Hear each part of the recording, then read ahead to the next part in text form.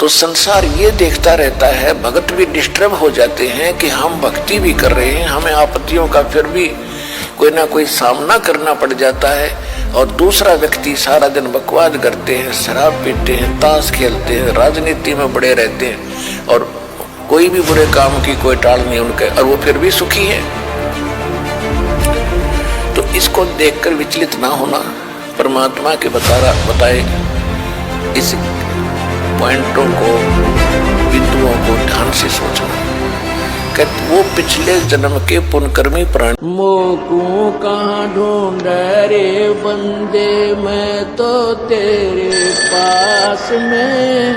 मोकू कहाँ ढूंढ रे बंदे, मैं तो तेरे पास में, मैं तो तेरे।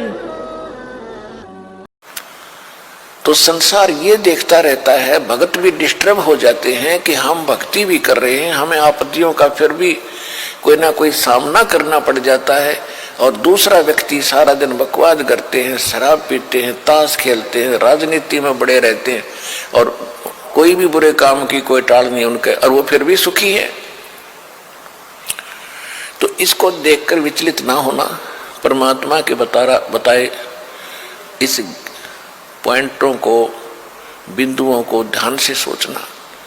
कहते वो पिछले जन्म के पुण्यकर्मी प्राणी हैं, और जब तक उनके पुण्य चलेंगे, वो कितने को बद करो, उनको कोई हानि होने वाली नहीं है। और जब उनके पुण्य समाप्त होंगे, फिर पाप कर्मों का दौर शुरू होगा, फिर देखना उनके घर में के कहर टूटेंगे। और आप के ऊपर भक्ति करते करते भी दिक्कत आ रही है, तो अगर भक्ति ना करते तो आपका तो सर्वनाश हो जाना था। विचार कीजिए, जैसे आप जी ने सर्दी के मौसम में कंबल ले रखा है या स्वेटर पहन रखी है और सर्दी फिर भी लग रही है, तो ये ना सोचना कि आप उस स्वेटर ने आपका बचाव नहीं कर रखा। अब जैसे यहाँ भक्त कई कहते हैं जी हमने पाठ भी करवा लिया, जोत भी बोल दी, चौथी हाजरी भी लग गई, अभी तक हमें कोई विशेष लाभ नहीं हो पा रहा। ये तो हो ही नहीं सकता कि जब आप इतना कर्म कर रहे हो भक्ति का तो कोई लाभ ना हो। ये तो आपकी अनजान सोच है, बालक बुद्धि है। अब जैसे सर्दी का मौसम है, किसी ने स्वेटर पहन ली और फिर भी उसको सर्दी लग रही है, तो ये ना सोचना कि स्वेटर ने अपना काम ना कर रखा।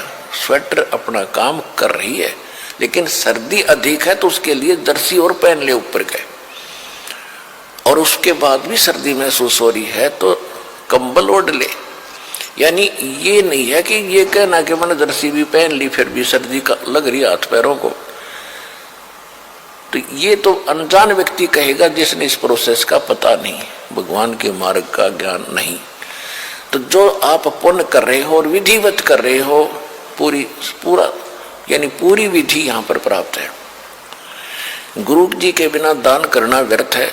आप जी को सतगुरु मिले, आप जी को विधि मिली है, आपको पूर्ण परमात्मा मिला है, पूर्ण परमात्मा का मार्ग मिला, सत भक्ति मिली है, और फिर आप साधनाएं सही कर रहे हो, तो आप ये ना सोचना कि आपको लाभ नहीं हो रहा। आपके पाप कर्मों की सर्दी घनी है, और ये करते करते भी कहीं ना कहीं से थोड़ी बहुत ठंड महसूस हो रही है। यदि ये ना कर रहे होते तो नमूनिया होकर मर जाते, ये समझ लेना।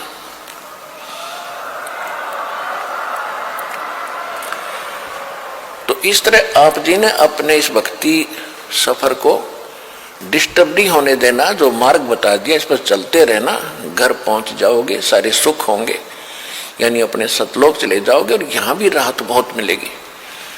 तो इसी प्रकार जो ऐसा कहते हैं वो बालक है।